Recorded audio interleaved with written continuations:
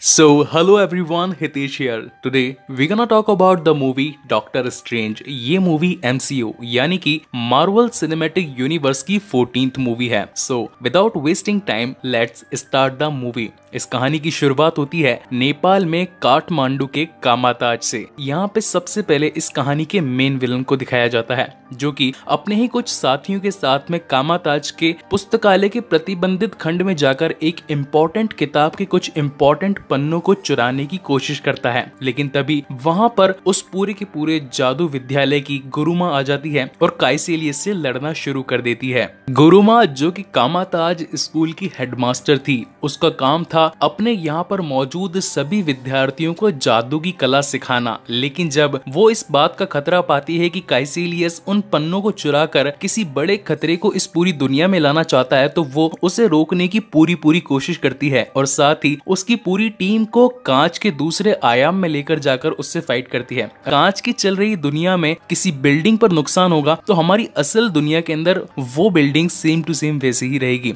और इसी का फायदा उठाते हुए वहां पर गुरुमा काइसेलियस और साथ ही काइसेलियस की पूरी टीम के साथ में लड़ती भी है और साथ ही उन्हें वहां से मारकर भगा भी देती है. यहाँ से कहानी शिफ्ट होती है न्यूयॉर्क के प्रेजेंट टाइम में, जहाँ हमें दिखाए जाते हैं डॉक्टर स्टीफन स्ट्रेंज, जो कि हमारी कहानी के मेन किरदार हैं. ये पेशे से एक न्यूरोसर्जन हैं. डॉक्टर स्टीफन स्ट्रेंज एक काबिल डॉक्टर होने के साथ साथ एक अय्याश इंसान भी थे. इसी के चलते वो कमाते कम और उड़ाते ज्यादा थे और इसी के चलते एक बार वो एक पार्टी में जाने के लिए तैयार होते हैं और अपनी कार को फुल स्पीड पर रखकर वहां से निकल ही रहे होते हैं. लेकिन उस कार का एक बहुत ही बुरी तरीके से एक्सीडेंट हो जाता है और उसी एक्सीडेंट के चलते वहां पर डॉक्टर स्ट्रेंज के हाथों और उंगलियों की काफी सारी हड्डियां टूट जाती है. इस बात का पता जब डॉक्टर स्ट्रेंज के फ्रेंड्स और साथ ही उनके हॉस्पिटल वालों को चलता है, तो वो फटाफट से डॉक्टर स्ट्रेंज को अपने ही हॉस्पिटल के अंदर भर्ती कर लेते हैं. कुछ दिनों बाद जब स्टीफन स्ट्रेंज की आंखें खुलती है तो उसे ये पता चलता है कि उसके हाथों और उंगलियों की काफी सारी हड्डियां चकनाचूर हो गई है और इसकी वजह से अब वो अपने फ्यूचर की सर्जरीज को कभी भी नहीं कर पाएगा. जब वो इस बात का पता लगाने के लिए अपने को डॉक्टर्स के साथ में बात करता है तो उनसे पूछता है कि आखिर तुमने मेरा गलत इलाज क्यों किया. अगर तुम्हारी जगह मैं होता तो सबसे पहले मैं टिश्यूज को रिबिल्ड करने वाला इलाज अपने आप को देता, लेकिन तुमने इसके अंदर रॉड डालकर बहुत ही बुरा काम किया है और इसकी वजह से अब मुझे मेरी बॉडी रिकवर करने में काफी टाइम लग जाएगा.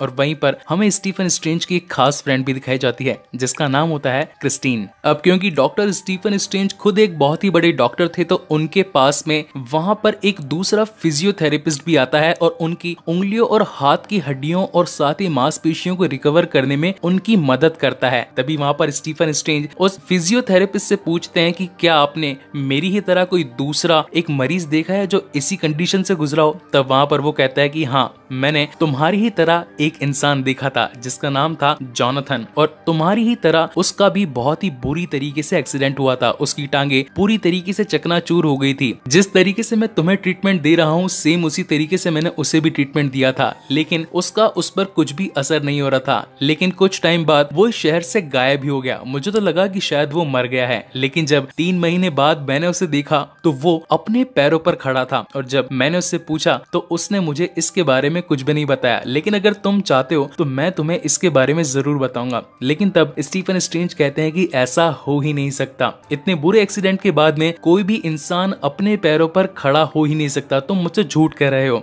लेकिन तभी वो फिजियोथेरेपिस्ट कहता है कि मैं उसकी फाइल जरूर लाकर तुम्हें दिखाऊंगा और तुम्हारा घमंड तोड़ूंगा. थोड़े दिन बाद में जब वो फाइल डॉक्टर स्टीफन स्ट्रेंज के सामने आती है तब उसे यकीन हो जाता है कि उसकी टांगों का बहुत ही बुरी तरीके से एक्सीडेंट हुआ था. और जब स्टीफन को ये लगता है कि अगर वो ठीक हो सकता है तो मैं क्यों नहीं, और इसी बात का पता लगाने के लिए स्टीफन स्ट्रेंज सीधा जॉनथन से मिलने के लिए पहुंच जाते हैं. जॉनथन को अपने पैरों पर खड़ा देखकर स्टीफन को काफी हैरानी होती है और वो आकर जॉनथन से पूछता है कि आखिर तुमने अपना इलाज कैसे किया. तब वहां पर जॉनथन कहता है कि मैंने अपने आध्यात्मिकता की शक्ति को बढ़ाया और वो मैं सिर्फ एक ही जगह पर कर पाया, जिसका नाम है कामाताज। अगर तुम्हें भी अपनी उंगलियों और अपने हाथों का पूरी तरीके से इलाज चाहिए तो तुम वहां पर जा सकते हो। वहां पर तुम अपने हाथों का ठीक तरीके से इलाज करवा पाओगे। और इसी बात को सुनकर वहां से डॉक्टर स्ट्रेंज नेपाल के काठमांडू के अंदर पहुंच जाता है कामाताज की तलाश में। काफी दिनों की मशक्कत के बाद में डॉक्टर स्टीफन स्ट्रेंज को एक इंसान मिलता है जिसका नाम होता है मॉर्डो, और वो उसे अपनी एक खुफिया जगह पर लेकर जाता है जहां पर डॉक्टर स्टीफन स्ट्रेंज की मुलाकात होती है एशिएंट वन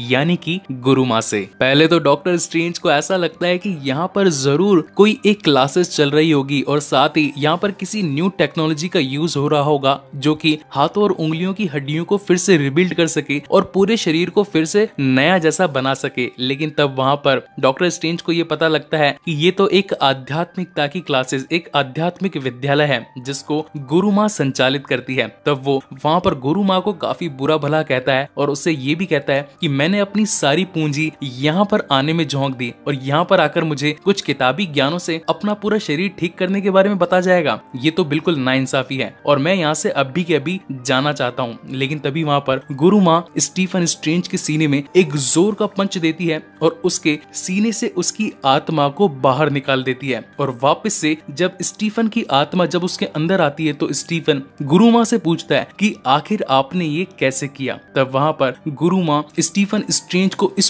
पूरे ब्रह्मांड के सभी डायमेंशन की एक सैर करवा देती है। तब स्टीफन स्ट्रेंज को पता लगता है कि हमारी ये दुनिया कुछ भी नहीं है। इस दुनिया के अलावा पूरे ब्रह्मांड में ऐसे कई और डायमेंशन हैं जो कि यहाँ पर मौजूद हैं और इसके बारे में आम जनता, आम लोगों को कुछ भी नहीं पता। और तब डॉक्टर को ये एहसास होता है कि उसने गुरु माँ के साथ में जो सलूक किया वो बेहद ही गलत था।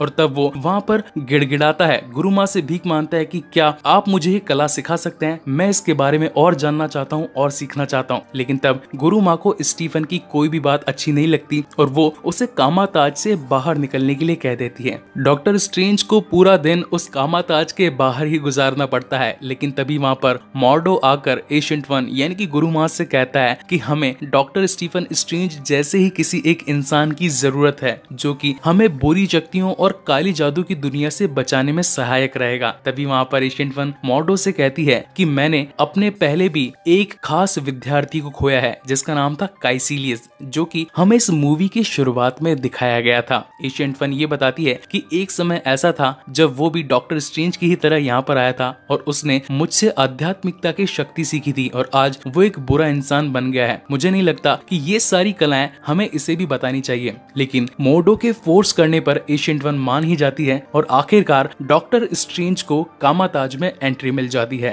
कामाताज में कई सारे और भी टीचर्स होते हैं जिनके पास में अलग अलग शक्तियां होती है जो कि पूरे शरीर के टिश्यूज को रिबिल्ड करने को सिखाते हैं और उससे मन की आध्यात्मिकता को इस कदर बढ़ाते हैं कि हमें सामने वाली किसी भी चीज के ऊपर अपना पूरा काबू आ जाता है। यानी कि हम सामने वाली किसी भी परिस्थिति का सामना करने के लिए अपने शरीर को तैयार कर लेते हैं। वहां पर कामाताज में डॉक्टर स्ट्रेंज काफी सारी नई नई बातें सीखता है। अब क्योंकि पेशे से डॉक्टर स्ट्रेंज एक न्यूरोसर्जन होता है तो उसे किताबी ज्ञान का काफी शौक होता है और वहीं पर मौजूद एक पुस्तकालय से डॉक्टर स्ट्रेंज वहीं पर काफी सारी बुक्स को पढ़कर अपनी मेंटल एबिलिटी को बढ़ाने की कोशिश करता है। और तब वहां पर एशिएंट वन को ये महसूस होने लगता है कि डॉक्टर स्ट्रेंज काफी ज्यादा होनहार है और उसमें चीजों को जल्दी सीखने की काफी अच्छी काबिलियत भी है। वहीं पर हमें इस कहानी का एक और कैरेक्टर इंट्रोड्यूस होता है जिसका नाम है वोंग, जो कि कामाताज की लाइब्रेरी का लाइब्रेरियन होता है। और वहीं पर वो स्ट्रेंज को कुछ ऐसी बुक्स पढ़ने के लिए कहता है जिसके अंदर वो अपने आत्मा को शरीर से बाहर भी निकाल सकता था और साथ ही अपनी शक्तियों को इनहेंस्ड भी कर सकता था। डॉक्टर स्ट्रेंज को आध्यात्मिकता की शक्ति को और कैसे बढ़ाया जाए इसकी भूख और बढ़ जाती है और साथ ही वो प्रतिबंधित खंड में कुछ ऐसी किताबों को पढ़ने के लिए पहुंच जाता है जहां पर नए क्लास लेवल के लोगों का पहुंचना मना था। लेकिन उसी बीच वहां पर वोंग आ जाता है और वो स्टीफन स्ट्रेंज को बताता है कि ये प्रतिबंधित खंड है और इसके अंदर कुछ ऐसी किताबें हैं जो सिर्फ और सिर्फ गुरु माँ की है, उनके अलावा कोई और उन किताबों को नहीं छू सकता। और तभी वहां पर डॉक्टर स्ट्रेंज को एक और नई बात पता चलती है। उसके सामने उसे 3 द्वार दिखते हैं जिन्हें की सैंक्टम्स कहा जाता है। वहाँ पर वोंग और साथ ही मॉर्डो डॉक्टर स्टीफन स्ट्रेंज को ये बताते हैं कि इस पूरी दुनिया में 3 ऐसे सैंक्टम्स मौजूद हैं, जो कि एक है लंदन में, एक है न्यूयॉर्क सिटी में और साथ ही एक है हांगकांग में। इन सभी सैंक्टम्स का काम इस पूरी दुनिया में चल रहे बाहरी हमलों की ऊपर से सुरक्षा करने का है। यानी कि अगर कोई दूसरी शक्ति हमारी दुनिया पर आकर हमला करेंगे तो ये सैंक्टम्स उन्हें रोकने की पूरी कोशिश करेंगे। एक तरीके से ये सैंक्टम्स हमारी पूरी दुनिया पर एक सुरक्षित का आवरण है। वहां पर वोंग डॉक्टर स्ट्रेंज को बताते हैं कि इन सैंक्टम्स यानी कि पवित्र द्वारों का काम है हमारी दुनिया पर एक सुरक्षित कवच बनाना। ये सुरक्षित कवच हमें दूसरी दुनिया के खतरों से महफूज रखता है। अगर कोई दूसरी दुनिया का एलियन या कोई दूसरी शक्ति अगर हमारी दुनिया में घुसने की कोशिश करे या फिर हमारी पृथ्वी को नुकसान पहुंचाने की कोशिश करे तो ये सभी पवित्र द्वार यानी कि सैंक्टम्स उसे रोकने में पूरी मदद करते हैं। इन सभी बातों को जानकर स्टीफन स्ट्रेंज के मन में और भी उत्सुकता जाग जाती है और वो अपनी ट्रेनिंग को और इनहेंस करने की कोशिश करता है। और एक दिन वो वोंग की नजरों से छुपकर उसी प्रतिबंधित खंड में जाकर वो पुस्तक चुरा लेता है जो कि गुरुमा की थी। और वो जब उसे खोलकर देखता है तो उस किताब में उसे आई ऑफ आगामोटो के बारे में पता चलता है, जो कि टाइम स्टोन से रिलेटेड है। वहां पर डॉक्टर स्ट्रेंज उस पूरी किताब को पढ़ना शुरू करता है। तब उसे पता चलता है कि इस आई ऑफ आगामोटो की जादू की रस्म को पूरा करने के लिए यहाँ पर कुछ और पन्नों का होना भी जरूरी था। लेकिन पुराने पढ़े गए पन्नों के अनुसार जब वो उस आई ऑफ आगामोटो को यूज करना शुरू करता है तो वो उस खोए हुए पन्नों को वापस ले आता है। और उन पन्नों को पढ़कर जब वो उन चीजों को, उन रस्मों को यूज करना शुरू करता है तो वो सबसे पहले अपने सामने पड़े एक सेब पर उसका ट्राई करता है। वो सेब वैसे तो उसने एक बाइट लिया हुआ था, लेकिन जब वो अपने हाथ को रिवर्स घुमाता है तो वो सेब वापस से पूरा का पूरा हो जाता है। और जब वो वापस से उसे रिवर्स घुमाता है तो सेब का टुकड़ा बिल्कुल गायब यानी कि बिल्कुल खत्म सा होने लगता है। इससे डॉक्टर स्ट्रेंज को ये पता चलता है कि उसने अब टाइम पर थोड़ा काबू पा लिया है। और इस रस्म को पूरी तरीके से सीखने के लिए उसे उन पन्नों को पूरी तरीके से पढ़ना पड़ेगा, उन रस्मों को समझना पड़ेगा, तभी जाकर वो टाइम स्टोन को परफेक्टली यूज करना सीख पाएगा। लेकिन ऐसा करते हुए वोंग और मॉर्डो वहां पर डॉक्टर स्ट्रेंज को देख लेते हैं और उसे ऐसा करने से मना करते हैं और कहते हैं कि आखिरकार तुमने गुरु माँ की किताब को क्यों छुआ। और तभी हम देखते हैं कि वहां पर काइसिलियस की एंट्री होती है। और यहाँ पर काइसिलियस के द्वारा हमें ये पता चलता है कि उसने लंदन के पवित्र द्वार को ध्वस्त कर दिया है। यानी कि वो जो एक लंदन का द्वार था जो कि इस पूरी दुनिया की सुरक्षा में एक अहम भूमिका निभाता था, वो उसने पूरी तरीके से नष्ट कर दिया है। और अब वो न्यूयॉर्क के पूरे पवित्र स्थल को भी नष्ट करना चाहता है। और इस बात से वोंग, मॉर्डो और साथ ही डॉक्टर स्ट्रेंज को काफी बुरा लगता है। और तभी उन सभी के बीच में एक बहुत ही तगड़ी फाइट शुरू हो जाती है। लेकिन उसी बीच वहां पर डॉक्टर स्ट्रेंज गलती से दूसरे पवित्र स्थल पर पहुंच जाते हैं जो कि न्यूयॉर्क का पवित्र स्थल होता है। और वहां पर हमें इस कहानी का सबसे खास वेपन दिखाया जाता है जिसका नाम है क्लॉक ऑफ लेविटेशन यानी कि उड़नछू चोगा। जिस तरीके से हैरी पॉटर के अंदर हैरी पॉटर यानी कि डैनियल रेडक्लिफ के पास में उसका अदृश्य चोगा था, उसी तरीके से डॉक्टर स्ट्रेंज के पास में भी अब एक उड़नछू चोगा आ जाता है जिसे हम क्लॉक ऑफ लेविटेशन के नाम से भी जानते हैं। कामाताज जैसे आध्यात्मिक विद्यालय के अंदर जब कोई विद्यार्थी अपनी पूरी परीक्षा और साथ ही सारी विद्या पूरी करता है तो उसे एक खास जादुई हथियार मिलता है और वो जादुई हथियार खुद ही अपने विद्यार्थी को चूज करता है। और इसी तरह इस बार भी होता है जब उस उड़नछू चोगे ने वहां पर डॉक्टर स्टीफन स्ट्रेंज को चुना था। उस चोगे और साथ ही टाइम स्टोन की मदद से वहां पर स्टीफन स्ट्रेंज अपने दुश्मन यानी कि काइसिलियस और उसकी टीम से लड़ने की पूरी कोशिश करता है। हालांकि अब डॉक्टर स्ट्रेंज अपनी कलाओं में काफी माहिर हो चुके थे तो वो काइसिलियस को उसके घुटनों पर टिका देते हैं। लेकिन तभी वहां पर काइसिलियस इस कहानी का सबसे बड़ा राज उजागर करता है और वो स्टीफन स्ट्रेंज को ये बताता है कि क्या तुम्हें पता है कि गुरु माँ को उनकी शक्तियाँ कहाँ से मिलती है। गुरु माँ भी काली दुनिया से शक्तियाँ प्राप्त करती है और अगर तुम इस बात की सच्चाई जानना चाहते हो तो गुरु माँ से इस बात का जिक्र जरूर करना। और इन्हीं बातों को सोचते हुए वहां पर स्टीफन स्ट्रेंज एकदम हक्का बक्का रह जाता है है और इसी बात का फायदा उठाते हुए काइसिलियस वहाँ से भाग जाता है। लेकिन उसी बीच वहाँ पर गुरुमा आ जाती है और काइसिलियस को पकड़ने की कोशिश करती है और साथ ही वही कांच का आयाम बना देती है जो कि दूसरी दुनिया को असली दुनिया से कनेक्ट करता है। वहाँ पर काइसिलियस और गुरुमा के बीच में एक बहुत ही क्लासिक फाइट हमें देखने को मिलती है और साथ ही वहाँ पर गुरुमा एक ऐसा मंत्र का चक्र बना देती है जिससे कि काइसिलियस अपनी बुरी शक्तियों का इस्तेमाल बाकी सभी पर नहीं कर पाता। लेकिन उसी बीच वहाँ पर काइसिलियस अपने एक खास वेपन की मदद से गुरुमा पर अटैक कर देता है जिसकी वजह से गुरुमा काफी बुरी तरीके से घायल हो जाती है और वहीं पर काइसिलियस उन्हें चकमा देकर भाग जाता है। डॉक्टर स्ट्रेंज को जब ये पता लगता है कि गुरुमा काफी बुरी तरीके से घायल है तो स्टीफन स्ट्रेंज गुरुमा को अपने ही हॉस्पिटल में इलाज के लिए वहाँ पर लेकर जाता है। जब सभी डॉक्टर्स मिलकर गुरुमा का इलाज कर ही रहे होते हैं तभी गुरुमा अपने शरीर में से अपनी आत्मा को सेपरेटली बाहर निकाल लेती है और जब ये बात स्टीफन स्ट्रेंज यानी कि डॉक्टर स्ट्रेंज को पता लगता है तब वो भी समय अंतराल को ध्यान में रखते हुए अपने शरीर में से अपनी आत्मा को बाहर निकाल देता है और मानो ऐसा लगता है जैसे कि एक सेकंड एक महीने के बराबर हो चुका हो। और वहीं पर हमें दिखाया जाता है कि स्टीफन स्ट्रेंज और गुरुमा के आत्माओं के बीच में बातें चल रही होती है और यहाँ पर कहानी का एक सबसे बड़ा खुलासा होता है। गुरुमा वहाँ पर स्टीफन स्ट्रेंज को ये बताती है कि कभी ना कभी एक ऐसा मोमेंट आएगा जब तुम्हें भी बुरी शक्तियों की जरूरत पड़ेगी और यही रीजन था कि आज तक मैं जिंदा रही थी और इस पूरी दुनिया को सुरक्षा प्रदान करती रही थी, क्योंकि अगर मैं ऐसा नहीं करती यानी कि डोरमामू से बुरी शक्तियां प्राप्त नहीं करती तो आज तक जिंदा भी नहीं रह पाती और साथ ही इस पूरी सृष्टि की सुरक्षा भी नहीं कर पाती। इसी की वजह से मैं कभी कभी उससे बुरी शक्तियां जरूर लेती थी, लेकिन अब मेरा समय खत्म हो चुका है और मैं चाहती हूँ कि अब इस पूरी दुनिया की सुरक्षा का भार तुम अपने सर पर उठा लो और साथ ही आज से अब एक सुरक्षा स्थल भी तुम्हारे नाम होता है। और ये कहकर वहां से गुरुमा अपना टाइम स्टोन जो कि आई ऑफ आगामोटो थी वहां पर स्टीफन स्ट्रेंज को देते हुए वहां से अपनी दूसरी दुनिया में चली जाती है। वहीं पर सीन शिफ्ट होता है हांगकांग के पवित्र स्थल पर, जहां हम देखते हैं कि काइसिलियस ने ऑलरेडी हांगकांग के पवित्र स्थल पर आकर काफी ज्यादा तबाही मचा दी है। अब क्योंकि इस पूरी दुनिया में 3 पवित्र स्थल थे जो कि लंदन, न्यूयॉर्क और हांगकांग में स्थित था, तो ये तीनों ही ध्वस्त कर देने के बाद में अब दुनिया पर कोई भी सुरक्षा का कवच नहीं रह गया था और इसी की वजह से अब काइसिलियस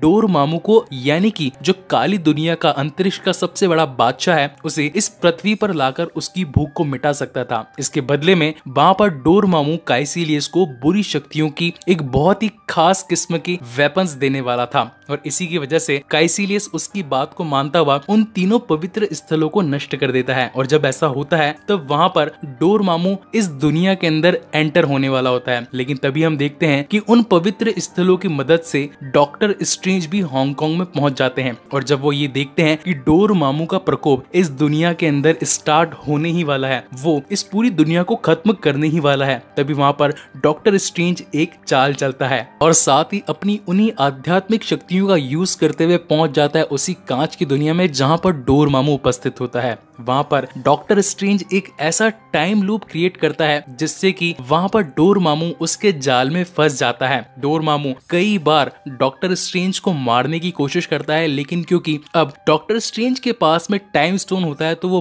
बार बार मरकर भी बार बार जिंदा हो जाता है और वो ये प्रक्रिया बार बार लगातार करता रहता है और इसी की वजह से वहाँ पर डोरमामू इस बात से काफी ज्यादा इरिटेट हो जाता है और तब डॉक्टर स्ट्रेंज डोरमामू से एक सौदा करता है और उसे कहता है कि अगर तुम इस टाइम लूप से निकलना चाहते हो तो तुम्हें पृथ्वी को छोड़ देना पड़ेगा और साथ ही अपने खास बंदों यानी कि काइसिलियस और उसकी टीम को भी अपने पास वापस बुला लेना होगा। अगर तुम ये बात मानते हो तो मैं तुम्हें इस टाइम लूप से छोड़ने का वादा करता हूँ। और इसी बात से डोरमामू भी एग्री करता है और फाइनली पृथ्वी को छोड़कर चला जाता है अपने काइसिलियस और उसके बाकी दोस्तों के साथ में। और इसी के साथ ये मूवी यहीं पर खत्म होती है। इस मूवी के मिड क्रेडिट सीन में हमें दिखाया जाता है कि डॉक्टर स्टीफन स्ट्रेंज अब पूरी तरीके से न्यूयॉर्क के पवित्र स्थल की जिम्मेदारी अपने सर पर ले लेते हैं और साथ ही इसी बात का वो जिक्र कर रहे होते हैं थॉर के साथ में। और इस मूवी के पोस्ट क्रेडिट सीन में हमें दिखाया जाता है मॉर्डो, जो कि अपनी जादुई शक्तियों की मदद से किसी दूसरे इंसान की जादुई शक्तियां खींच लेता है और साथ ही ये भी बताता है कि इस दुनिया में ऐसे कई लोग मौजूद हैं जिनके पास में अभी भी आध्यात्मिक शक्तियां मौजूद हैं। सो गाइज, इसी के साथ ये मूवी कंप्लीट कम्प्लीटली यहाँ पर खत्म होती है। ये मूवी आपको कैसी लगी प्लीज मुझे लाइक और कमेंट करके जरूर बताइएगा। इसके बाद में मैं MCU का अगला पार्ट